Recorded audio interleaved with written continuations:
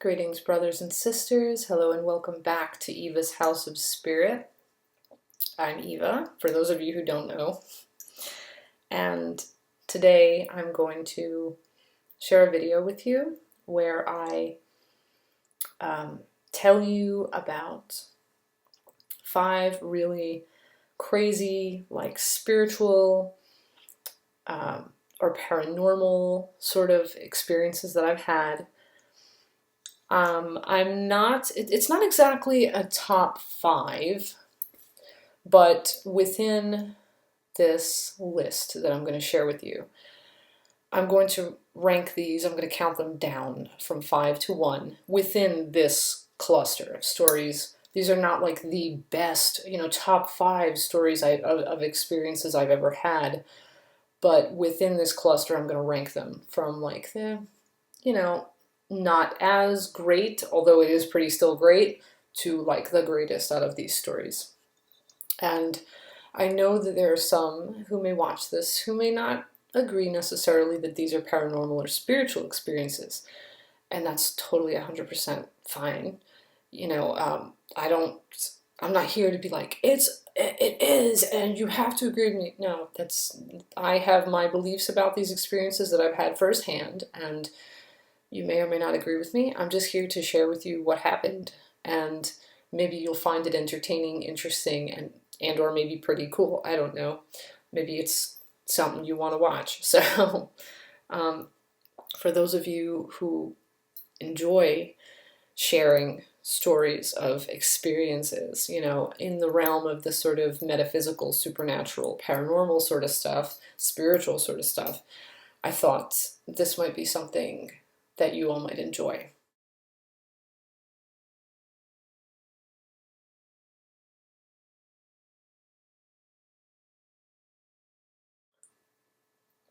When I came to live here, there was a long time that I wondered about the people that lived here before I moved in. And sometimes I would get feelings about things. Like there's this one room in my house that for some reason I kind of felt like it was a child's room. And then one day, much later, I was standing by the door and I kind of started looking at the door. I don't know why, a little closer. And I saw little remnants of something that was hung on the door as decoration, like stuck to the door. A little piece or two. Really small, like you would probably miss it if you weren't looking for it. It looked like a colored film.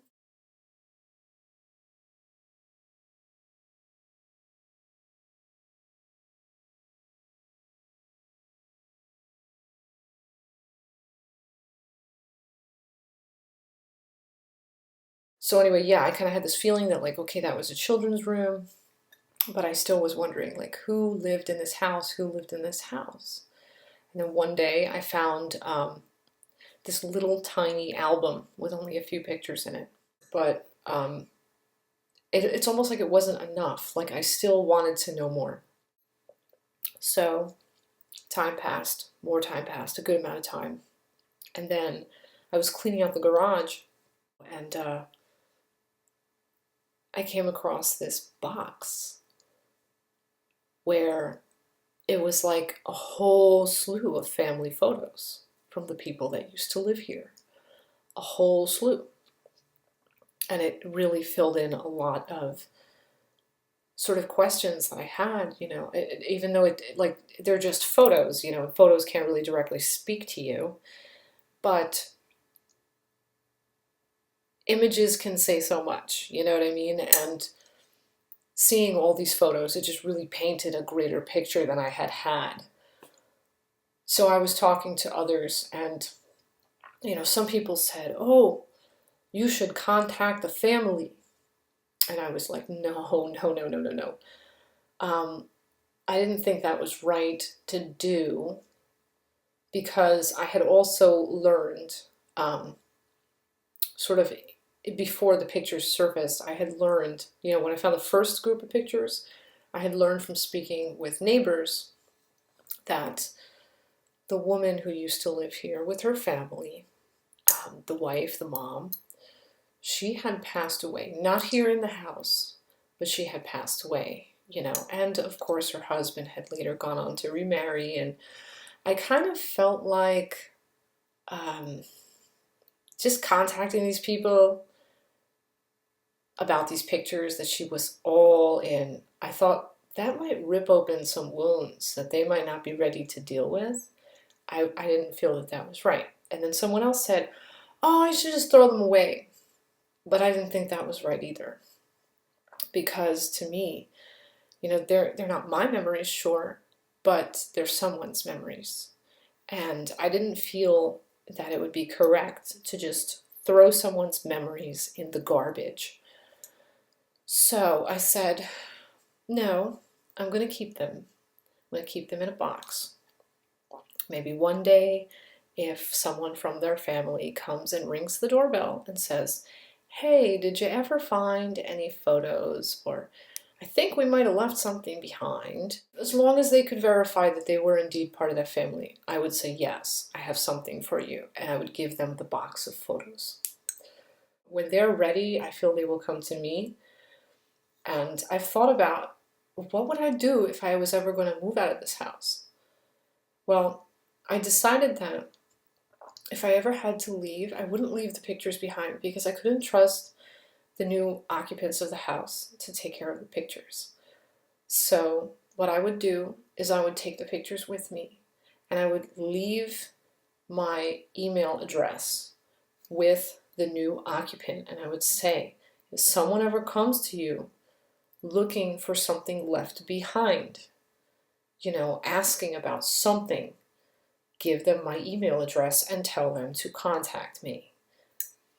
And I figure maybe one day someone will, but if they don't, by the time I am an old woman, the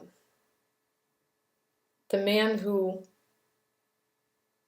was this woman's husband, he will probably, most likely, have passed away. And his daughters would probably be of a really decent age, that they probably will have come to terms with their mother's passing.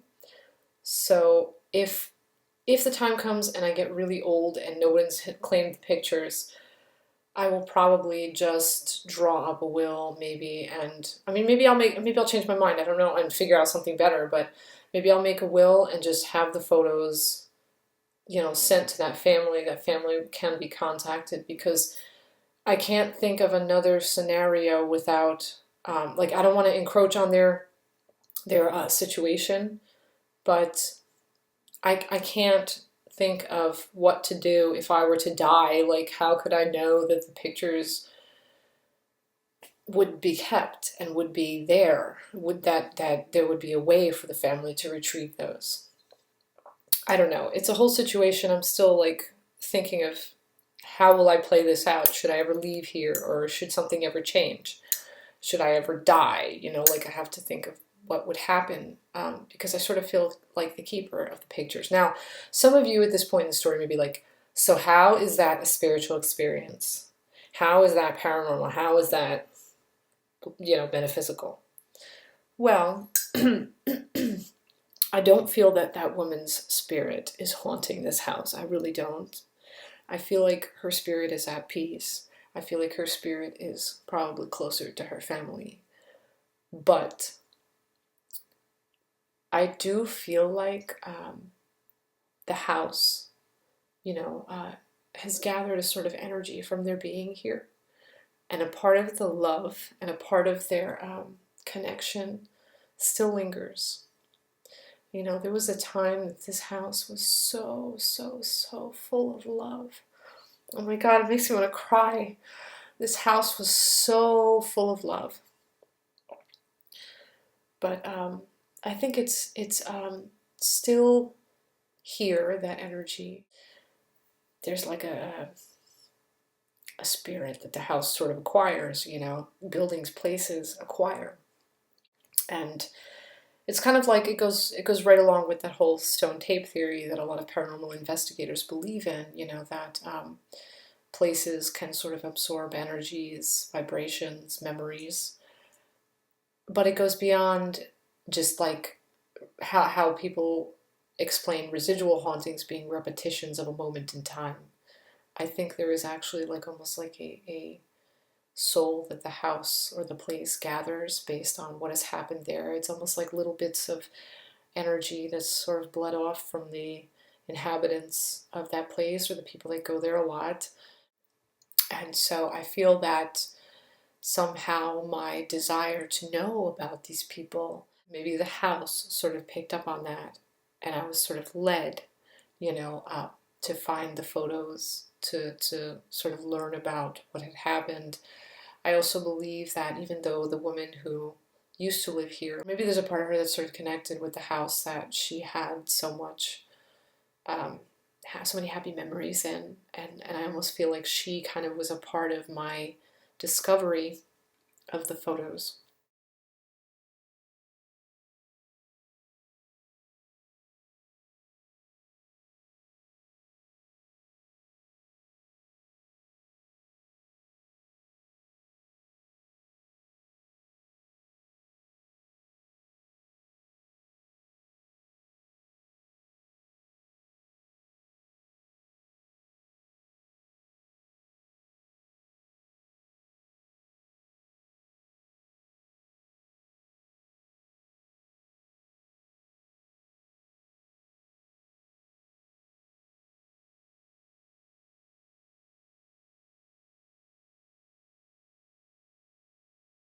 Hindsight, it really is 2020. I remember being in the attic in the dream, and my father was there, but he was doing things that didn't make any sense to me. He looked like someone who had like a really, really serious issue going on or something. He appeared to have like these crazy like tics, and like he was like shaking, and like I can't even describe it. But I remember turning to my father in the dream because I sort of sensed that like there was something wrong here. It wasn't him. I almost sensed like it was a spirit pretending to be him. And I turned right to my father, because I don't really, it was weird in the dream. I didn't believe it was my father. Um, but I turned to him, to it, and I said, "You're not my father." And then I woke up. I don't know if it was the illness itself that I was almost like being confronted with, the spirit of the illness of dementia, you know, of Alzheimer's disease. But it was really crazy unsettling. I remember the attic was dark. It was just raw beams and insulation. It's almost weird that I was confronted with that without ever knowing that years later my father would be like deep in the throes of his illness, to the point where he can't walk, he can't talk, he can't even eat. He has a stomach tube, a feeding tube in his stomach. He's very, very, very sick. But that's a whole nother situation. It's just, I wanted to share with you how that was a pretty crazy, freaky experience, dreaming of my father in a state like that, when years later he would fall very, very, very ill. Like, it almost, to me now, it seems like a foreshadowing of the illness that later would come.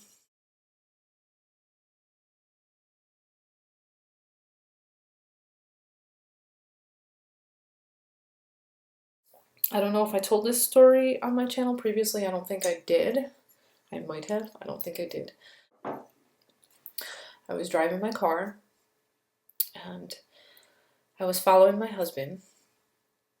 He had just finished, you know, working on a car for someone else, you know, my friend's car that had had an issue. He had worked on it all day. And I'm following him in my car. at that particular time, even though I'm following him, I was just kind of really nervous. And so driving, and I at some point during my driving, I prayed. I said, ancestors, spirits, guardians, guides, please let everything be okay. I said something along those lines. I said, I'm really scared of driving, and I just want everything to be okay. Finally, we come to this point where we're going like almost 40 miles an hour, just before we're supposed to slow down to stop at a light to make a left turn. And I'm like, my brake feels a little funny. And then all of a sudden, I realize I put my foot all the way to the floor and there's no brake. I'm not slowing down. And I said, oh my God, my brakes are gone. What am I going to do?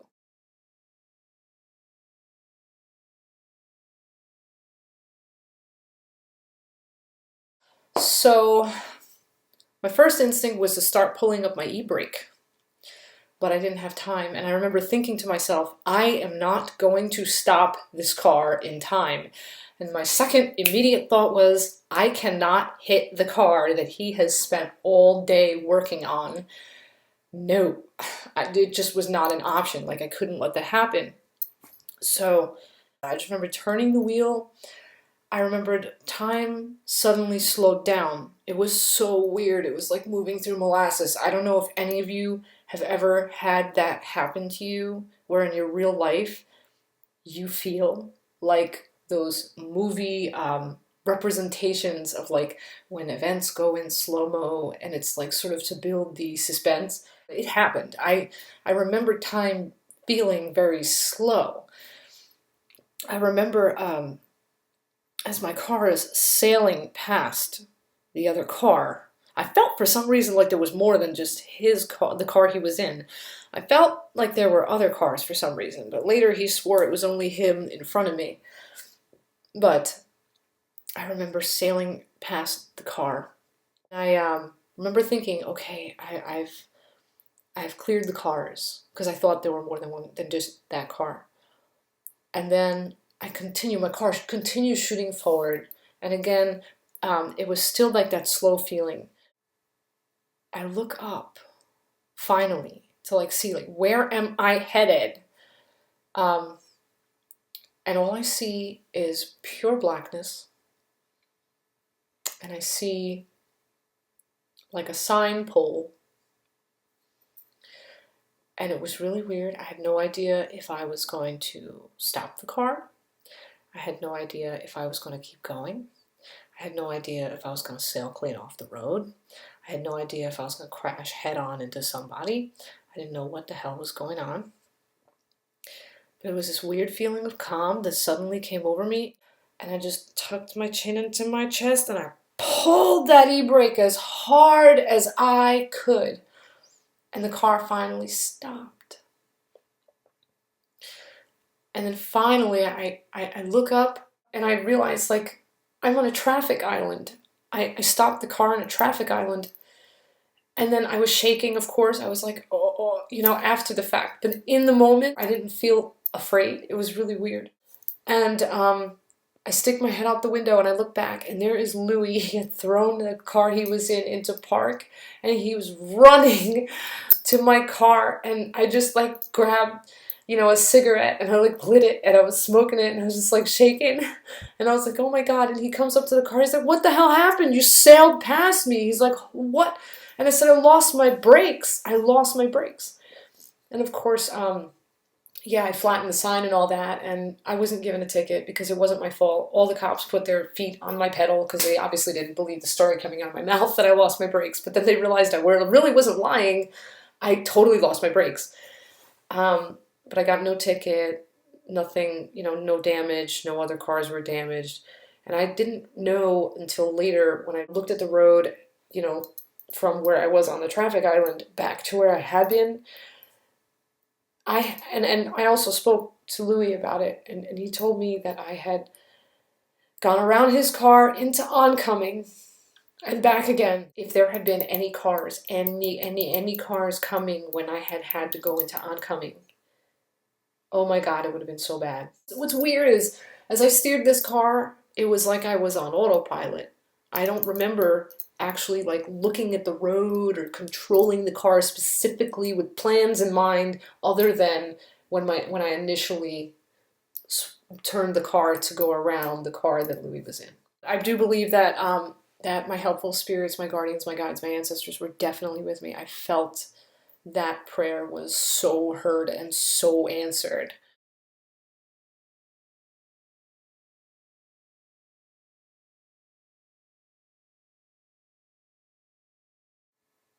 I really firmly believe that someone died sort of like in my place. With this one experience I had, I used to work at a pizzeria where it was like total derelicts working there, and I was one of them. And we used to do all sorts of things we probably shouldn't have done in terms of extracurricular activities. For those of you who know what I'm talking about, i.e., not just drinking. And that wasn't good, but that was a different chapter of my life. But anyway, so I and the pizzeria owner, we had become very good friends, even though we were both some very troubled people. Um, he had come to fire me. It was weird. Like he would hire me, fire me, hire me, fire me, because we had this weird relationship. But yeah, I wasn't the best employee anyway at the time. I was very immature. But so anyway, this was one of my like fired periods, and I was home. My mother walks into my room. She hands me the phone. She's like, "It's your boss or your ex-boss." She's like, "Take the phone. He wants to talk to you." So she walks out, and I get on the phone with him. He's like, "Hey, you should come by. We should party. We should have a great time." And I was like, "Yeah, man, that sounds like a good idea. I'll be right over." And then I'm getting ready, and suddenly this feeling overcomes me, this intense fatigue. But I had slept earlier, I had had a good sleep. But suddenly this really intense feeling like I need to lay down came over me. So I laid down, and I fell into this really weird kind of sleep where I kept half waking up, and in my mind I would think, I told him I would go, and I'd be really messed up if I don't go, and I have to really go there. I told him I would show up, and I was trying so hard to wake up, so hard, and I couldn't wake up. I couldn't wake up. But then finally, I was able to pull myself out of this like stupor. Like it was so weird. It's almost like, you know, um, Dark City. Like I imagine like it must be what it must feel like when those things come up to you and go, sleep, sleep now. It was like I could not get myself out of that bed. But finally I did, hours and hours later after our phone conversation. And I get on the phone and I call up the pizzeria and I'm like, hey, is so and so there, referring to my ex boss, because someone else answered the phone. And they were like, no, no, there was an accident. You didn't hear about it? And then they told me this other lady we knew that, oh, she might not make it. And I'm like, what? Shut up. I'm like, you're totally full of shit. And they're like, no, no, no. Call this other person that we knew. She's like, call so and so. She will tell you what happened. So I called up this other person, and she was like, yeah, it's a serious situation. There was a horrible car wreck. This and that happened. Well, there was a horrible car wreck. The passenger, my ex boss's passenger, she ended up dying in the car wreck.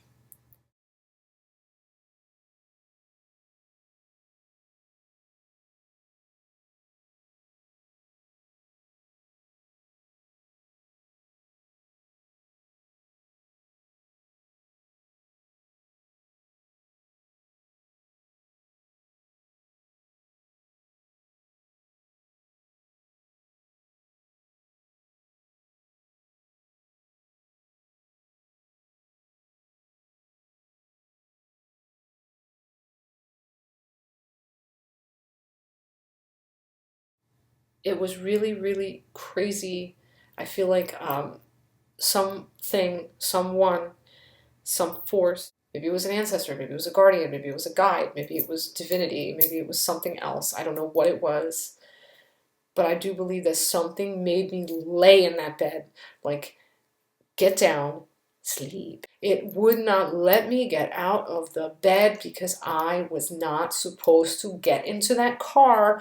But knowing myself, I know I so would have gotten into that car.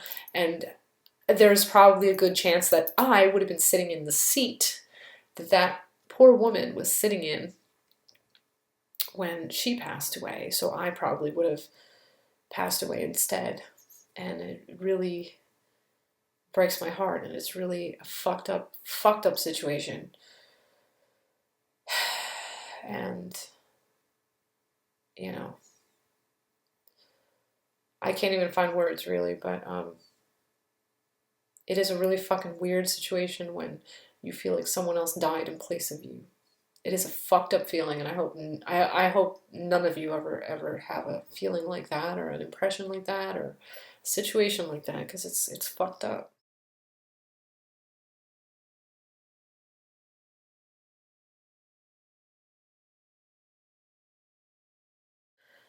When I was 9, I went to visit neighbors, and I could never, I can't swim. I could never swim. People have tried to teach me. Everyone has failed. No one has ever been able to teach me to swim.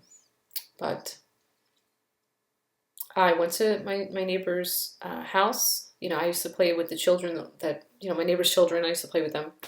It was in the summer. Everyone wanted to go in the pool. So, of course, went in the pool. These people knew I couldn't swim because I had told them. And they had a pool that started shallow and then went deep, like most pools.